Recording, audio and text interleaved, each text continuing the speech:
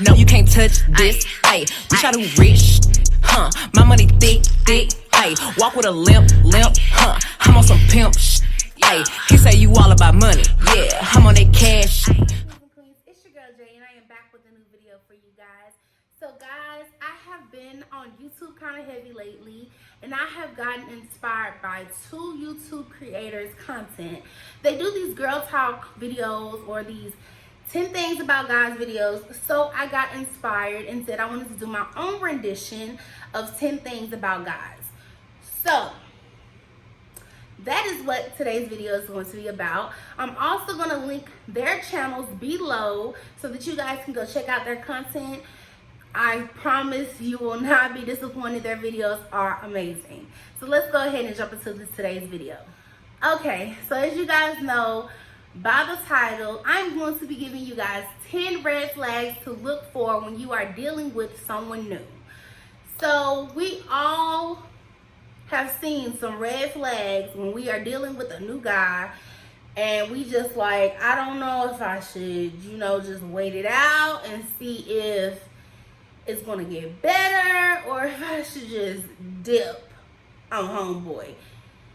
If you see any of these red flags from personal experiences, because these are all my personal red flags that I've either seen and I dipped, or I seen and I waited it out to try to see if things got better. And you see, I'm single now, so it didn't work. So if you see these red flags, go ahead, dip, shawty, because it ain't gonna work.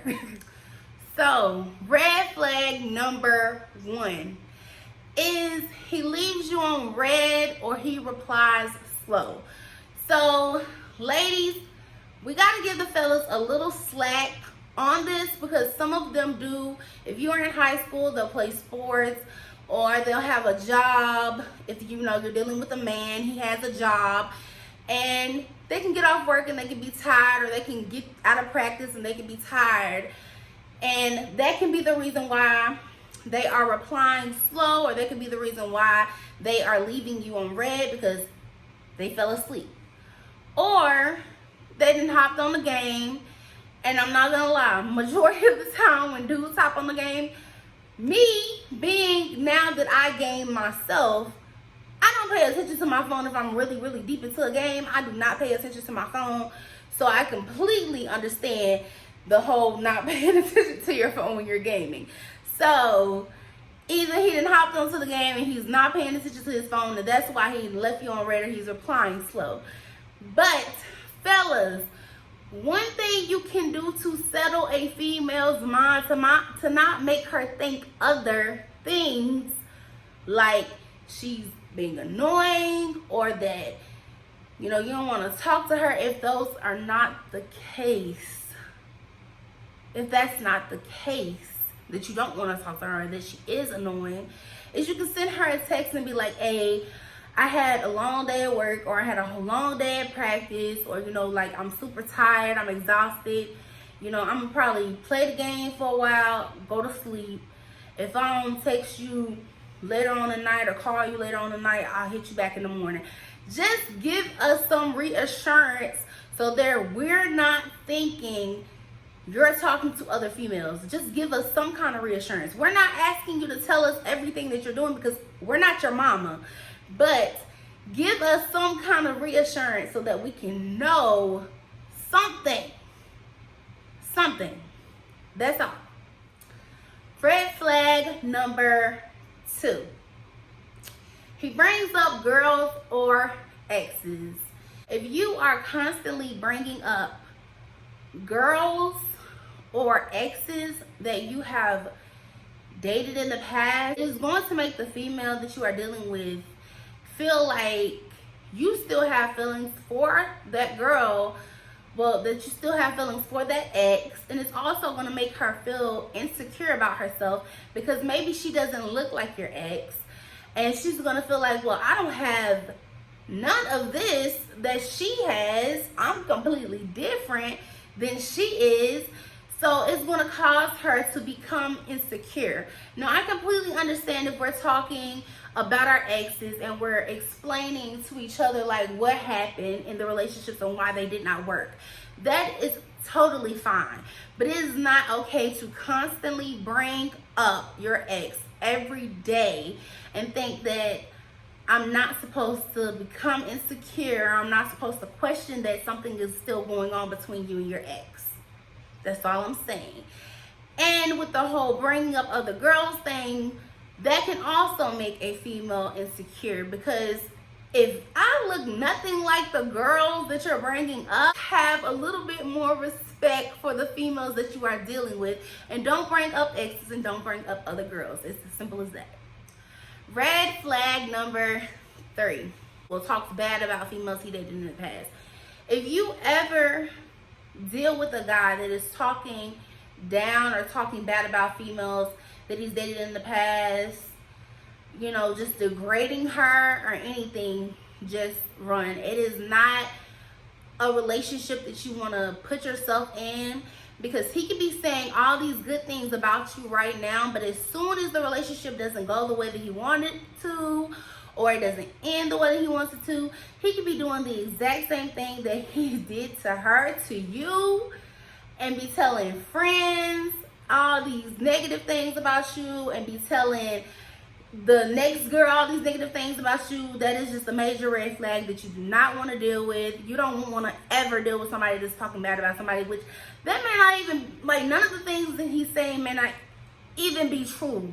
So you don't even want to deal with somebody like that. Like, no. Red flag number 4.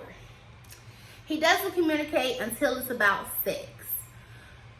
So this is something that a lot of females go through when they are dealing with somebody new. That's always something that comes up. You know, are you a virgin? You know, what's your body count? Those conversations do come up. Sex is something that happens in relationships. We're not kids, we're not babies. It happens. It's something that happens. But if you notice that he cannot have simple conversations such as what you doing, how you doing, how was your day, like just simple conversations such as that, until it's time to like really talk about like something freaky, and he like replying like you can barely even text back, like you can barely even respond because he texted back like something super nasty before you even get a response out. No, because 9 times out of 10, that's all that he wants from you. He doesn't want a relationship. He doesn't see you nothing more than just a quick, yeah. So you should just move past that, especially if that is not something that you are looking for. Just, that's a big red flag that you do not want. Red flag number 5. If he brings up your insecurities, nobody wants someone that is going to bring up their insecurities. If he is bringing up your insecurities all the time, like I understand if like we roasting each other, because I'm the type of person, I like to roast. I like to have fun. I like to joke on people. My family is a roasting family. Like, we make fun of each other. Like, that's just naturally how my family is. You cannot be soft around my family. You cannot. So I like to joke and roast or whatever. That's just me. So like if he's doing it to try to bring you down, like let's say you feel good and you look good and you're going out with your friends, and like he brings out, like he says, one of your insecurities, like right then when you're like feeling at your highest, that's a red flag. Like, no, you don't want to be with somebody that's going to do that to you when you're like feeling at your highest, and then all of a sudden he's like, let me drop you down lower. No, because eventually he's going to feel like he has a mindset over you that he can control you by your insecurities, and that's not something you want. Red flag number 6. He doesn't talk to you or comfort you when you're upset. I feel like this is a very, very big one, especially when you're talking to someone new, or you're, in a relationship, if you cannot talk to your significant other when you are going through like a depression state, or you're, going through a part of where you've lost a loved one or anything, like if you cannot vent to the person that you see a future with, leave.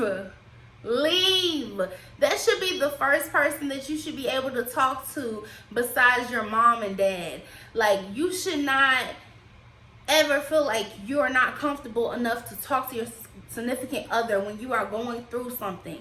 So if you ever feel like you can't confide in them because they don't seem empathetic, they don't seem like they have any emotions, like they're just dry, like they're just not even, comforting you, like they just don't care. Like you know that they just don't care. You don't want to be in that situation where you cannot talk to your significant other when you are sad and you're depressed. You're gonna feel like you're going through everything by yourself, and that's not good, because most likely if it's that way that you can't talk to them, he's gonna feel like he can't talk to you, or he can't talk to you because he's probably hiding everything as well, and that's not going to be a healthy relationship.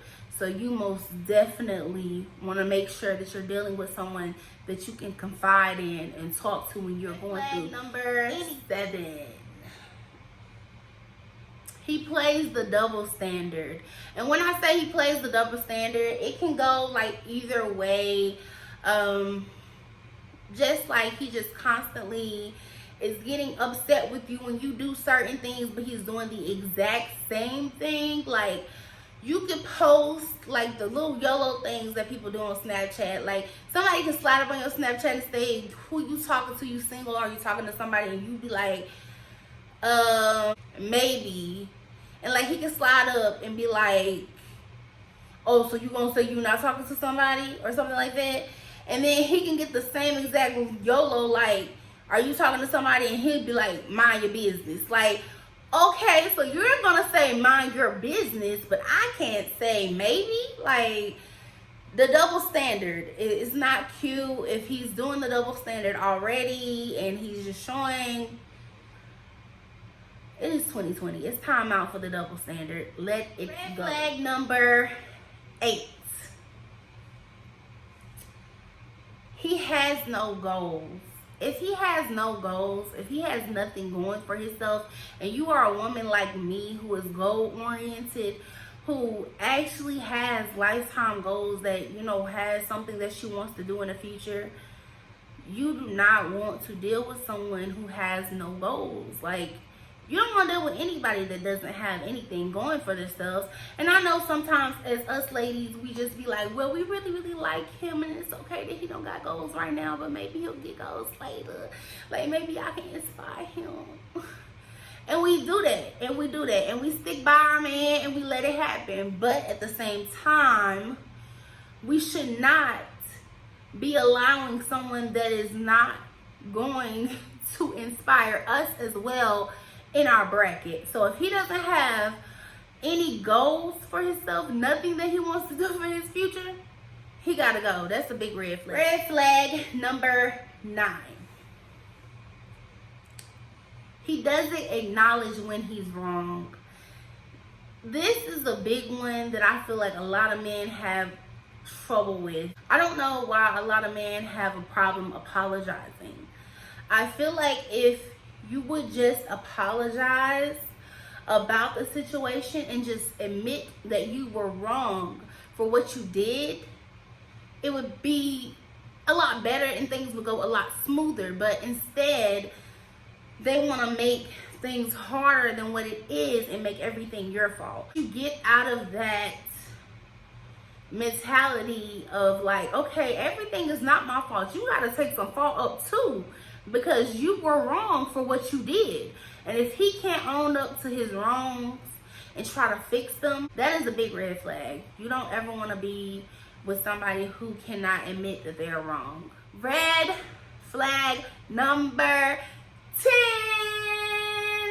is if he makes you more sad than happy. Y'all, goes not only for the person that you are dealing with, but this goes for family and friends as well. If you are ever dealing with someone that is making you more sad than happy, they need to leave your life. You are to never, ever, ever choose someone over your happiness. You are supposed to be happy before anything.